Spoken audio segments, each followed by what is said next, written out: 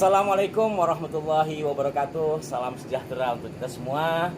Mudah-mudahan para pemirsa Arah 9 senantiasa dalam keadaan sehat walafiat dalam berkah Tuhan. Dan kali ini saya bersama agak gredeg pemirsa karena saya bersama seorang praktisi hukum yang juga senior saya di PSNU Pagarnusa. Jadi beliau gini-gini ini pendekar.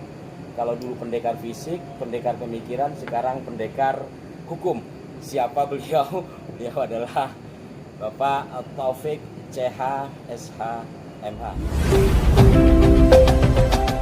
Pak Taufik. Waalaikumsalam warahmatullahi wabarakatuh. Sehat ya? Alhamdulillah. Begini Pak, ini pemirsa kita biar lebih paham tentang hukum yang ada di Indonesia, baik itu pidana ataupun yang berkaitan dengan pemerintahan atau tata pemerintahan ya. Saya juga agak heran sama panjenengan ini.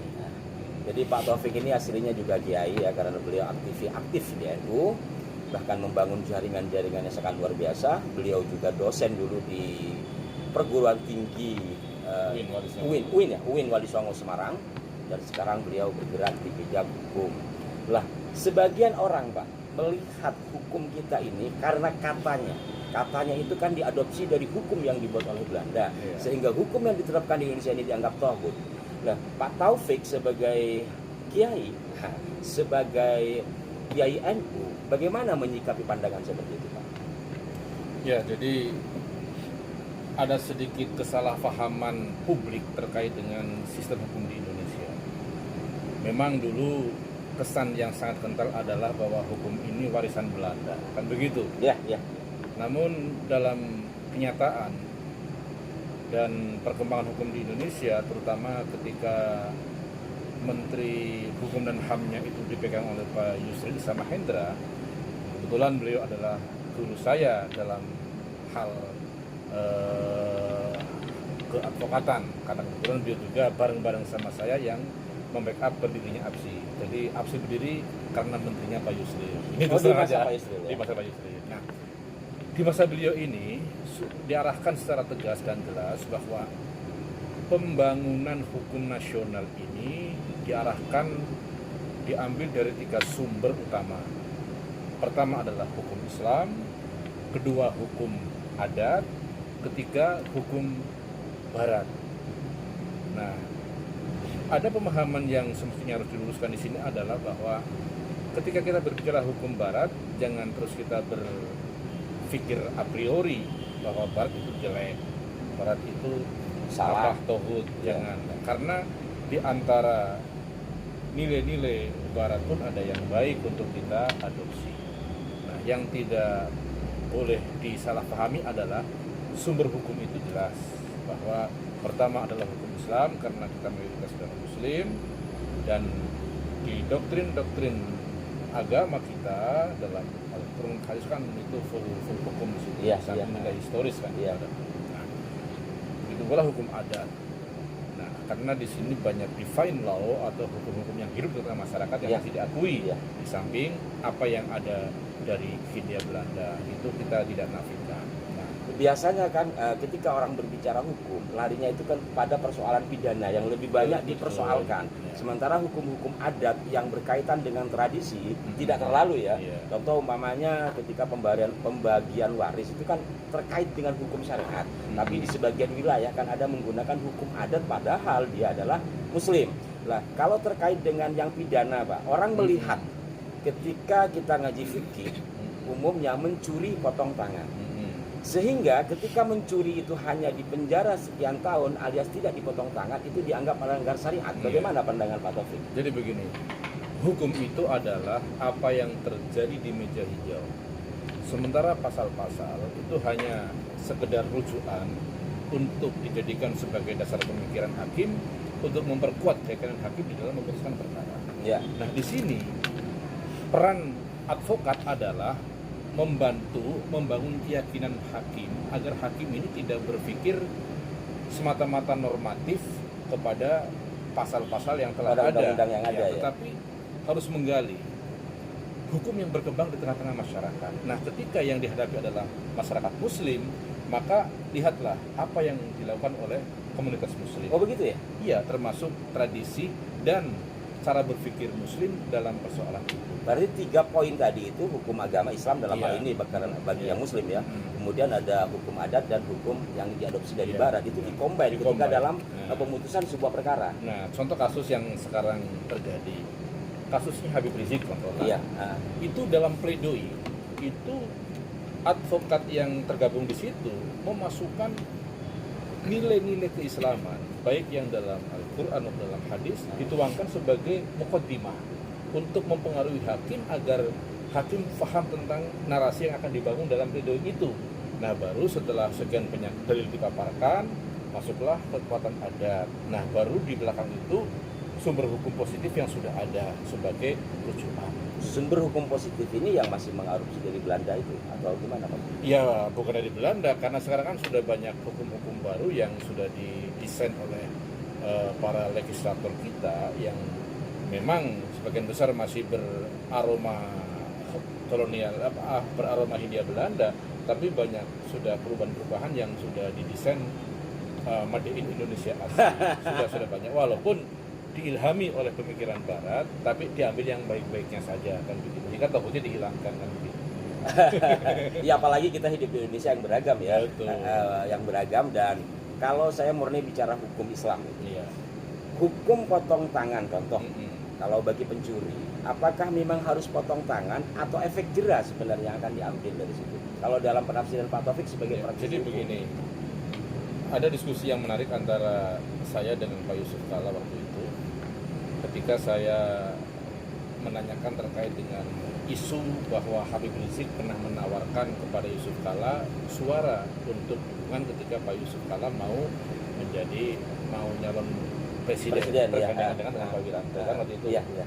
Nah, Rizik menyampaikan tawaran, tapi dengan garansi dan janji agar syariat Islam diberlakukan, Syariat Islam diberlakukan dalam kepemimpinan Pak beliau. Yusuf Kalla. Pada itu marah di sekolah tersinggung dia. Iya. Bahkan tanya, memang ada kepentingan Muslim yang terabaikan dalam pemerintahan Indonesia? Artinya apa? Bahwa tidak usah formalitas dengan bahasa hukum Islam, tapi substansinya sudah berjalan. Benar itu. Maka disinilah saya bilang Yusuf Kalla ini tidak mengutamakan casing, tapi yang penting isinya. Bahwa di situlah bukan sesungguhnya simbolik tapi substantif ya.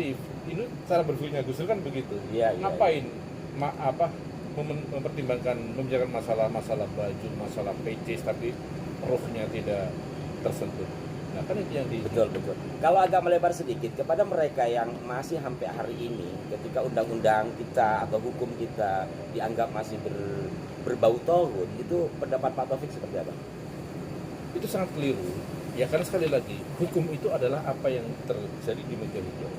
Jadi ketika seorang advokat, seorang hakim, seorang jaksa menggunakan beberapa peraturan perundang-undangan untuk kepentingan pembelaan sebuah kasus, ya ambil yang substansinya bersentuhan dengan kepentingan kita dong. Kalau itu arahnya adalah pada proses hukum yang terkait dengan norma-norma keagamaan, ya kita ambil sekian banyak dalil atau apalah yang terkait dengan Sisi yang berorientasi kepada keagamaan. Iya, dan kan banyak pasal di undang-undang yang ruhnya itu justru diambil dari intisari keberagamaan Muslim di Indonesia kan.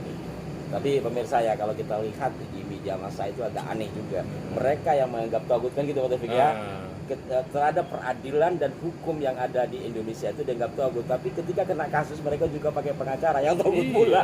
Itulah. Jadi maka istilah tauhid itu adalah istilah ortodok lah bagi saya yang sudah tidak perlu didengung-dengungkan lagi. Baik, terima kasih Pak Taufik, mudah-mudahan ini mencerahkan. Tapi di ujung perbincangan kita yang singkat ini mungkin ada pesan bagi pemirsa kita.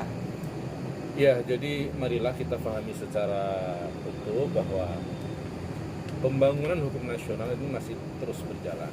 Nah, maka kontribusi pemikiran dari kalangan Muslim sangat diperlukan.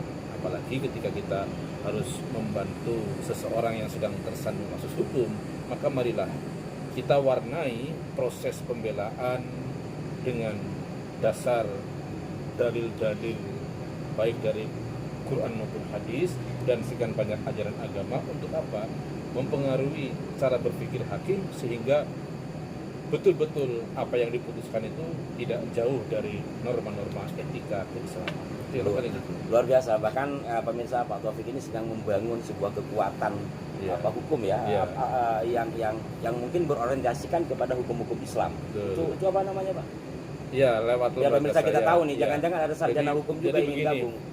Saya kan mendirikan satu lembaga yang namanya Asosiasi Pengacara Syariah Indonesia. Asosiasi Pengacara Syariah Indonesia. Namanya APSI. APSI. Itu sudah terakomodasi pada Undang-Undang Nomor 18 Tahun 2003 tentang advokat. Di mana di dalamnya ada ketentuan di pasal 32 bahwa di antara sekian banyak organisasi yang ada adalah 8 wadah, di antaranya APSI, yang di dalamnya anggotanya memang dalam tanda kutip adalah alumni Fakultas Syariah. Jadi sejak tahun 2003 kesetaraan gender antara alumni syariah dengan Fakultas Hukum itu sudah terjadi. Waduh, sebelumnya maaf, jadi sebelum tahun itu memang alumni syariah dianggap hanya sekedar modin, tukang mandiin jenazah, tukang adzan di masjid, yang tidak pernah dianggap oleh komunitas hukum di Indonesia. Begitu kita perjuangkan masuk di undang-undang advokat, maka tidak ada lagi yang menganggap kecil alumni syariah.